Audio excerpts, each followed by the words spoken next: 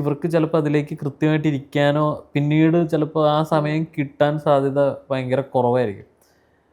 Primary cast മാത്രം തീർത്തിട്ട് പിന്നെ ബാക്കിയുള്ളതൊക്കെ ചിലപ്പോൾ ഷൂട്ടിൻ്റെ അന്ന് രാവിലേക്കായിരിക്കും ആളെ കണ്ടുപിടിക്കുന്നത്. പിന്നെ ഞാൻ പറഞ്ഞാൽ അവിടെയാണ് കാസ്റ്റിംഗ് ഡയറക്ടറിൻ്റെ ആവശ്യം. ഒരു സീനിൽ വരുന്ന ആളാണെങ്കിൽ പോലും എനിക്ക് ഏറ്റവും കൂടുതൽ കാസ്റ്റിംഗ് അടിപൊളിയാണ്, ഭയങ്കര പെർഫെക്റ്റായിട്ട് തോന്നാറുള്ളത് ദിലീഷ് ഏട്ടൻ്റെയൊക്കെ സിനിമകളിൽ, അവരുടെ സിനിമകളിലാണ്. ചെറിയ ക്യാരക്ടറാണെങ്കിൽ പോലും അവർ ഭയങ്കര മൈന്യൂട്ടായിട്ട് അത് ഡീറ്റെയിലിംഗ് കൊടുത്ത് ഭയങ്കര അടിപൊളിയായിട്ട് കാസ്റ്റ് ചെയ്യാറ്.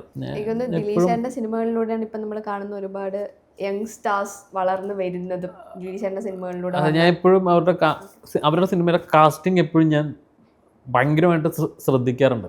മലയാളത്തിൽ എനിക്ക് തോന്നുന്നു അങ്ങനെ ഈ കാസ്റ്റിംഗ് വെച്ച് ഒരാൾ പോലും നമ്മൾ ശ്രദ്ധിക്കുന്ന രീതിയിൽ ചെയ്യുന്ന സിനിമകൾ അവരുടെ സിനിമകളാണ്.